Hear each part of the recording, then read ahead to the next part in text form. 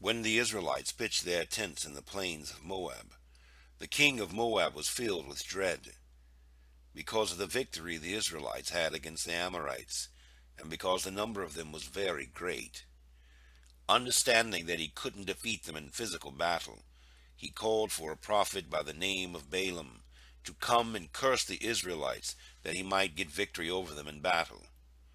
Balaam inquired of God if he could curse the Israelites, but God told him he couldn't, and had Balaam bless them instead. Now King Balak was very upset at Balaam blessing and not cursing the Israelites. But Balaam explained that he couldn't do anything that God wouldn't allow because the people were his people. But Balaam, eager to get the great sum of money that King Balak offered him for cursing the Israelites, used what he knew of God to come up with a plan to get Balak the victory he wanted. Balaam told Balak of his idea to lead the children of Israel into rebellion against the Lord by luring them into the worship of Moabite gods and fornication. Now this strategy by the enemies of Israel, to have them taint themselves with the things that God forbids, has been the cause of some of their nation's greatest sins and consequently their greatest defeats. Throughout the Bible, God warns Israel of the danger and consequences of committing the sins of the nations that surround them. Even though they were warned countless times, Israel continued to be lured into sinful behavior and suffered dearly at the hands of wicked kings, queens, and oppressive foreign governments. America finds itself being attacked in the very same manner by enemies who have been working for decades at eroding the standards of decency through the introduction of increasingly lewd and tantalizing television shows, movies, literature, and music. Love songs no longer speak of commitment and loyalty, but of the physical act of sexual union. In films, magazines, and television, women are degraded and portrayed as mere objects of desire, while the traditional family unit has been replaced by more modern concepts of family that support and encourage alternative lifestyles, promiscuity, and casual sex. So complete and masterful has the shaping of the collective conscience of America been that women themselves are now embracing sexual objectification as a means of expressing and empowering themselves. War and violence, once looked upon as a necessary evil to protect the lives of our family and nation, has become the opiate that parents and children call entertainment. Violence in television, video games, and movies has reached such a level of realism that we as a people have become desensitized to scenes of death and destruction so horrific that they would have literally driven past generations to sickness, leaving them screaming and crying in horror at what they had just witnessed. For hours upon end each day, parents allow their children to self-medicate themselves with extreme acts of violence in the form of video games.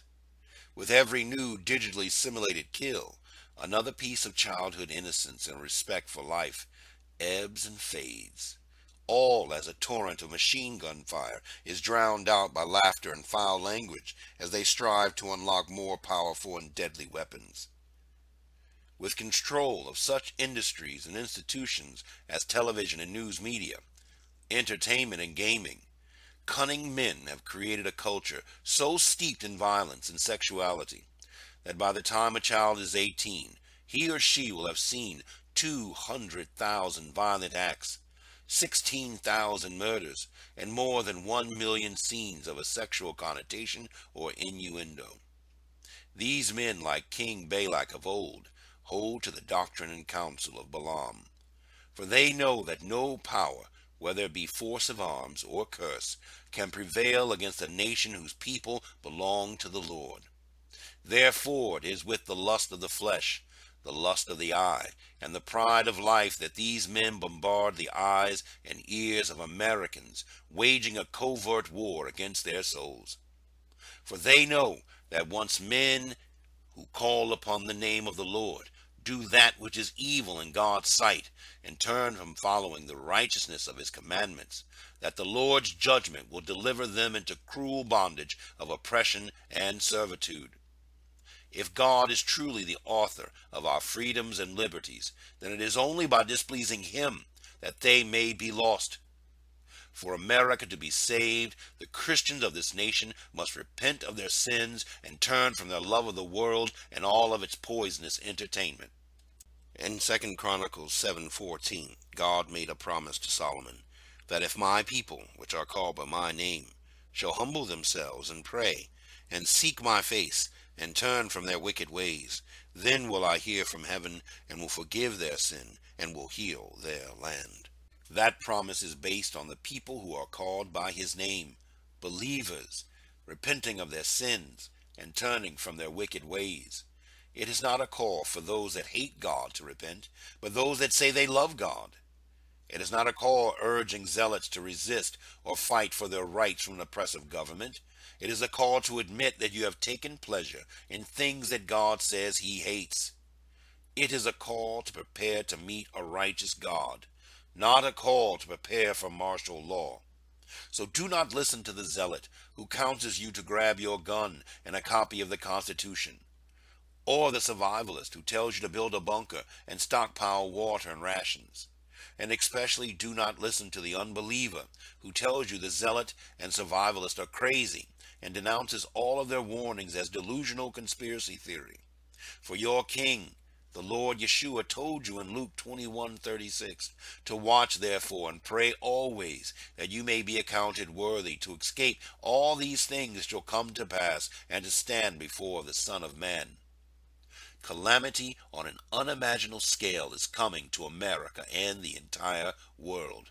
There is nothing that can be done to prevent this from happening. There is nothing that can be done to prevent this from happening. Your task as an ambassador of Christ is to preach the good news and share the gospel, that others might hear the truth, be saved, and be counted worthy to escape the hour of temptation that is coming to test the whole world. In Revelation 3:10 we are told, because thou hast kept the word of my patience, I also will keep thee from the hour of temptation, which shall come upon all the world to try them that dwell upon the earth.